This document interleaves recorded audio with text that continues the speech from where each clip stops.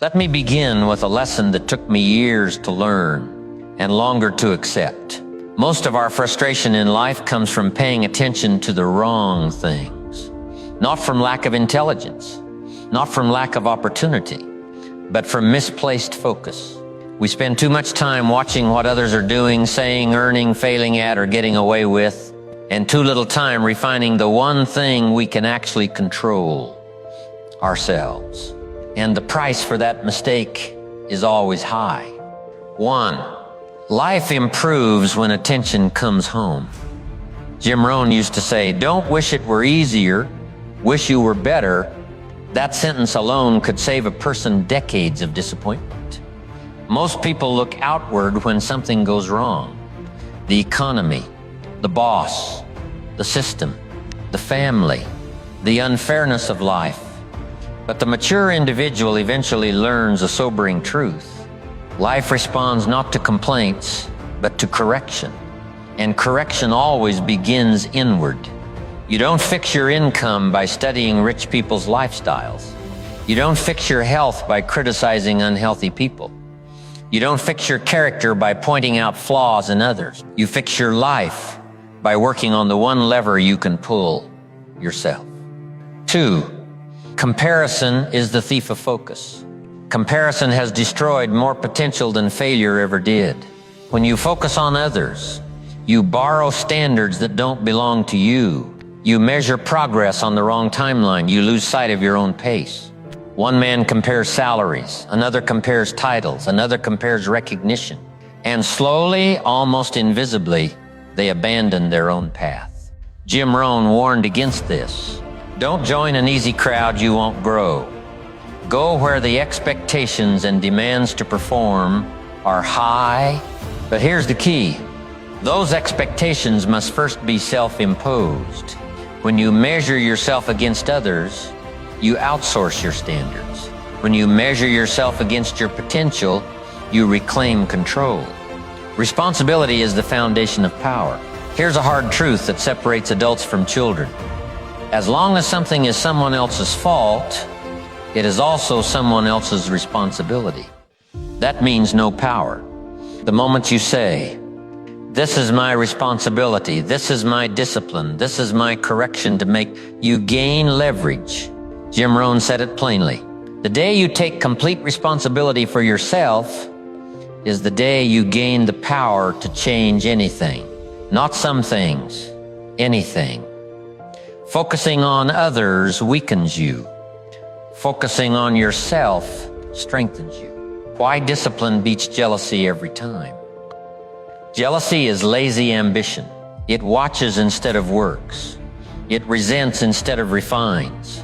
You see someone succeed, and instead of asking, "What habits built that?" you ask, "Why not me?" That question leads nowhere.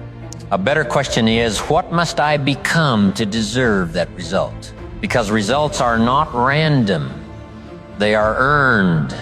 Discipline, quiet, boring, repetitive discipline, builds what envy never can. Jim Rohn often reminded people, success is nothing more than a few simple disciplines practiced every day. Not once, not when motivated, every day. And that work is always internal before it is external. Focus is a moral decision. People think focus is a productivity issue. It isn't, it's a character issue. To focus on yourself means saying no to distractions, refusing to gossip, declining to waste emotional energy, turning inward when others turn outward. That requires strength. Weak people scatter attention. Strong people concentrate it.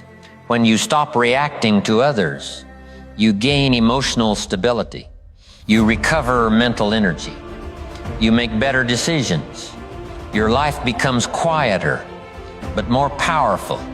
Growth is a private activity. Real growth is unglamorous. It happens early in the morning, late at night, in silence, in repetition. That's why most people avoid it.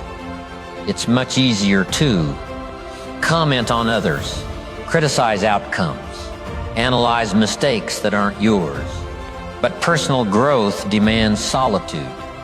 Jim Rohn said, "You cannot change your destination overnight, but you can change your direction overnight." And direction is chosen alone. No applause, no audience, just a decision. Stop trying to fix people who haven't asked. This lesson saves years of wasted energy. Most people do not want advice. They want validation. When you focus on fixing others, you neglect your own development. You build frustration. You invite resistance. Jim Rohn was clear, you cannot change people. They can only change themselves. So the wise person does something smarter. They become an example. Nothing persuades like progress. Nothing teaches like consistency. When you improve yourself, you give others permission to improve without saying a word. Personal standards create personal freedom. Freedom is not doing whatever you want, that's chaos.